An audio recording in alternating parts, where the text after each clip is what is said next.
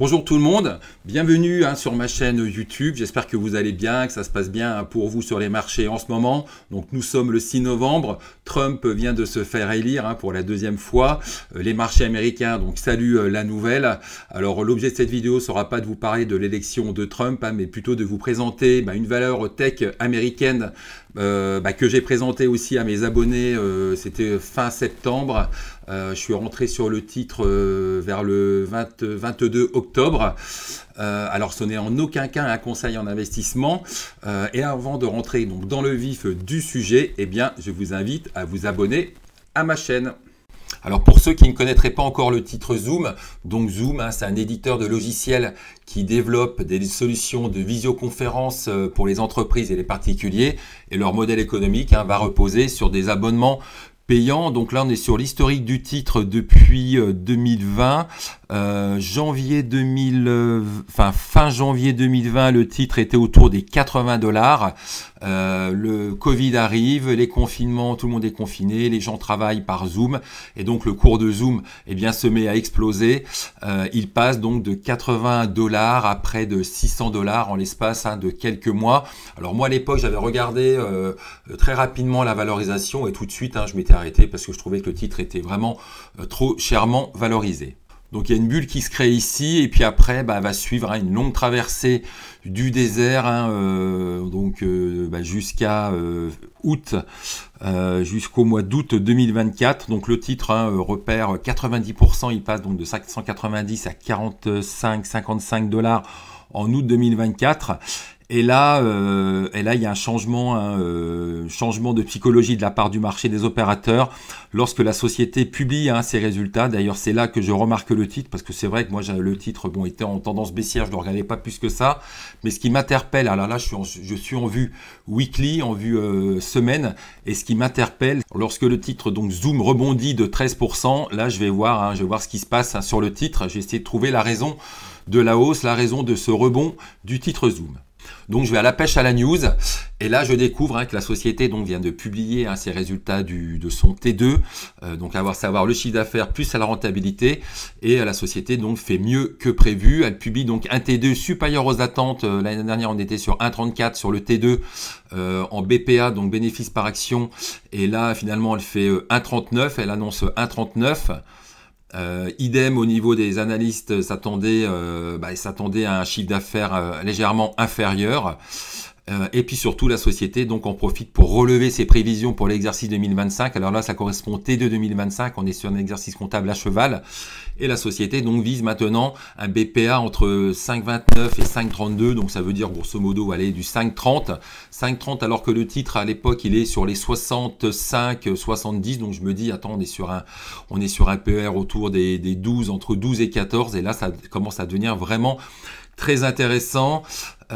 Idem au niveau des les analyses prévoient BPA de 5,6. Donc en fait ils font vraiment mieux que prévu par rapport aux attentes des analystes, et aussi donc ils publient en plus des résultats en hausse. Idem sur le semestre, puisque sur le semestre ils annoncent des bénéfices en hausse par rapport au semestre de l'année précédente. Tu regardes et on est sur un bénéfice semestriel de 435 contre 197 millions sur le semestre de l'année précédente. Et puis après, il s'ensuit les Zoom dépasse ses prévisions, etc., etc. Et c'est pour cette raison donc le titre Zoom, suite à cette publication, s'envole de 12%. Donc on est sur un titre complètement déprimé, donc il vient de perdre 90%, dont plus personne ne veut, les investisseurs ne sont plus intéressés. Personne ne croit en Zoom, et pourtant quand on va voir l'évolution du chiffre d'affaires depuis le Covid, on voit quand même que le chiffre d'affaires, on aurait pu penser qu'après le Covid le chiffre d'affaires se serait écroulé.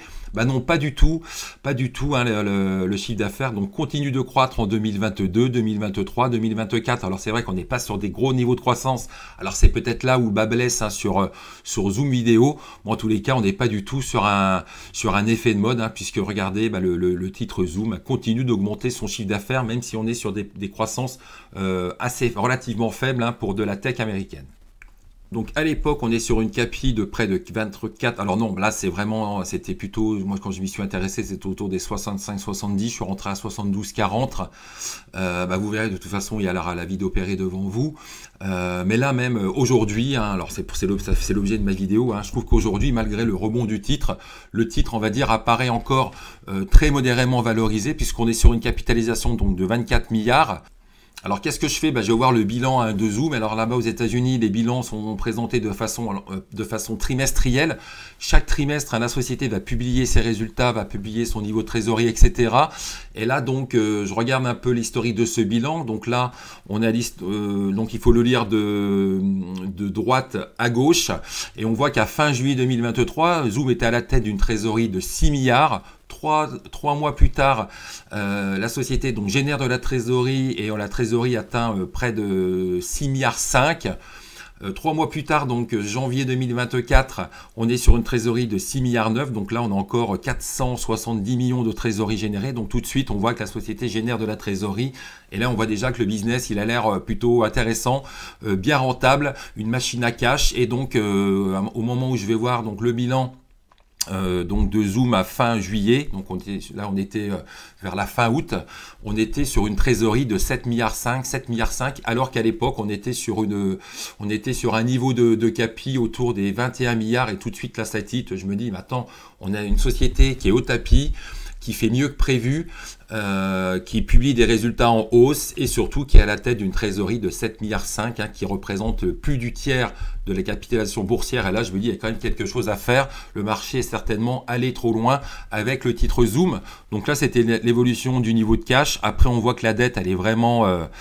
Allez, c'est peanuts, hein, on est d'une dette de 85 millions là à 64, donc quand on la compare à cette trésorerie, eh bien vraiment, voilà, ça représente pas grand chose et on est donc sur une trésorerie nette de dette autour des 7 milliards 460 millions de dollars et c'est vraiment une grosse trésorerie pléthorique.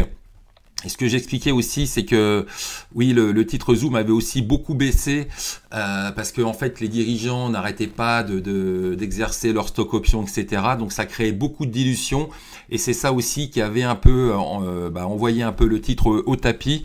Donc il y avait beaucoup de création d'actions de la part des dirigeants, du PDG notamment, et donc il y avait de la dilution et donc il y avait une certaine défiance qui s'était opérée auprès de la part des investisseurs, auprès des dirigeants, et donc le titre, ça n'avait pas aidé le titre, donc le titre après, je pense que cette défiance était renforcée avec la chute du titre, et puis en plus au fur et à mesure les dirigeants n'arrêtaient pas de créer des actions. Mais là, c'est sur le point de s'arrêter. Il y a beaucoup moins de stock options et la dilution est même, c'est même arrêté puisque regardez donc d'un trimestre à l'autre, là on était sur 2023, mais là sur 2022, 2021, on avait des créations d'actions encore beaucoup plus importantes.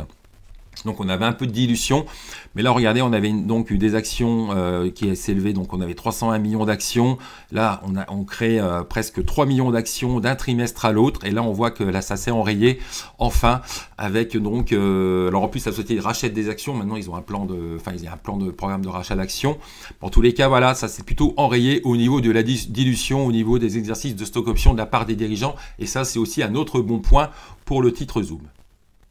Au niveau du free cash flow, etc., là aussi, ça génère du cash. On a pu le voir sur le tableau précédent avec de grosses générations de trésorerie. Regardez, sur le seul semestre 2025, eh bien, la société donc, a généré un FCF de près de 1 milliard de dollars. Et ça, c'est vraiment exceptionnel. Quand on regarde les prévisions donc, du Q3, donc c'est le T3, et sur l'exercice fiscal 2025, donc là, on est dedans. À la fin août, ils ont publié leur T2, leur Q2. Eh bien là, ça nous permet justement d'avoir encore une meilleure appréciation par rapport à la valorisation de Zoom, puisque là, ils s'attendent donc à un non-gap, un BPA en fait, autour des 5,29, 5,32.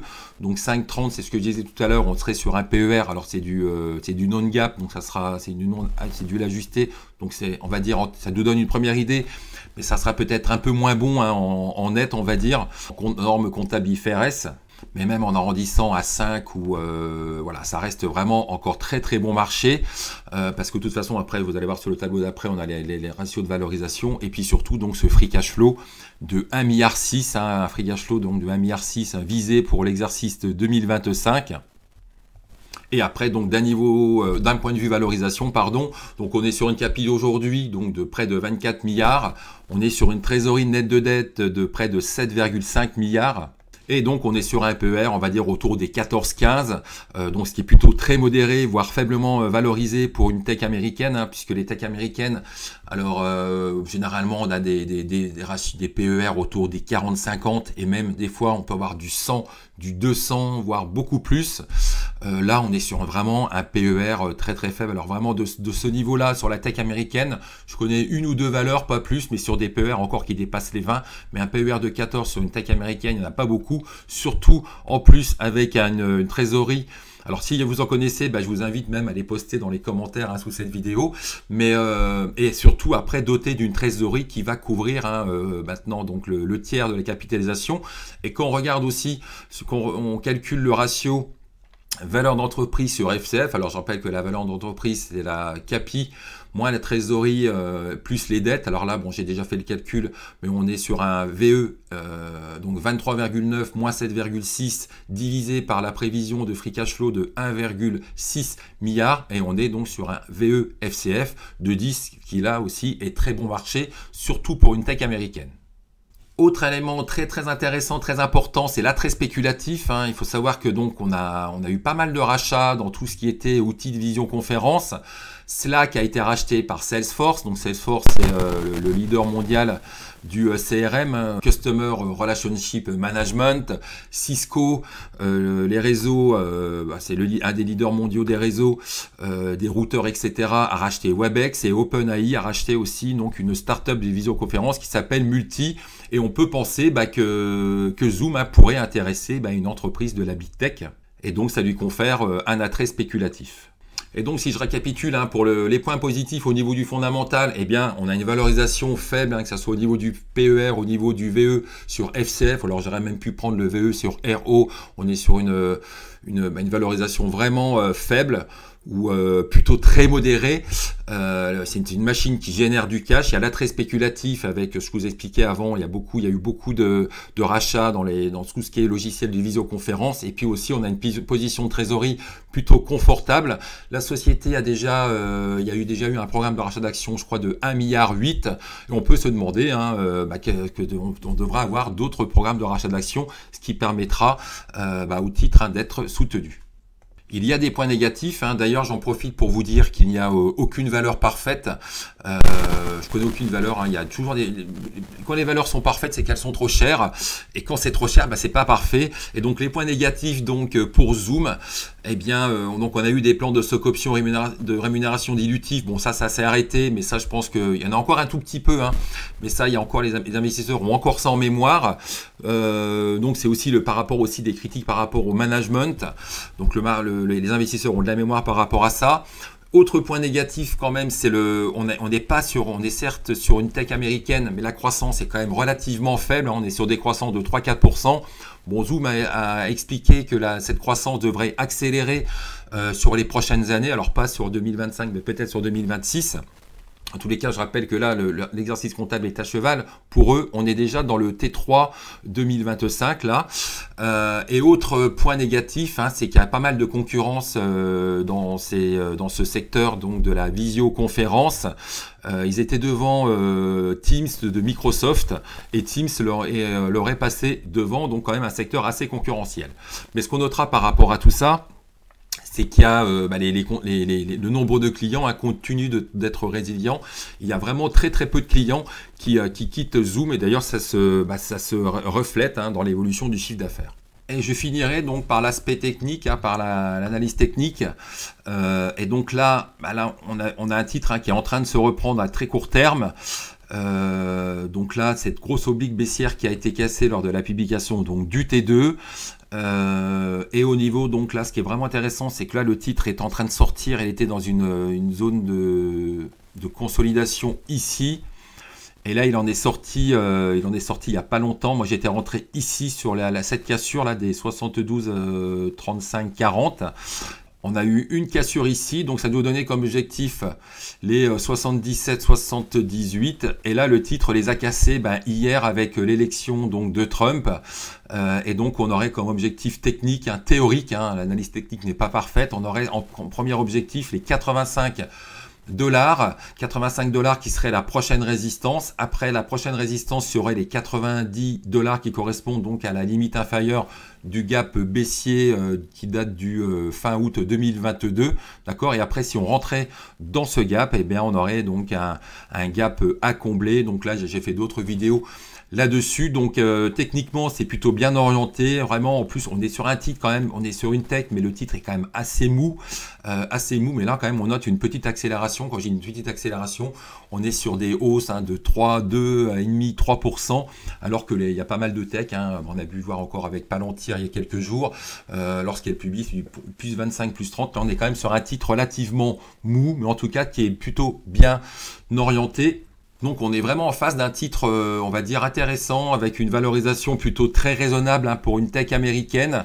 Il y a un attrait spéculatif et aussi donc on a une configuration technique court terme qui est aussi intéressante. Regardez là ce gap haussier qui s'est formé, qui renforce donc la force de ce rebond haussier. Mais voilà, je rappelle que ce n'est pas en aucun cas un conseil en investissement. Et d'ailleurs, donc si cette vidéo vous a plu, vous a intéressé, n'hésitez pas à la liker, à la partager ou à vous abonner à la chaîne. Et je vous dis à bientôt.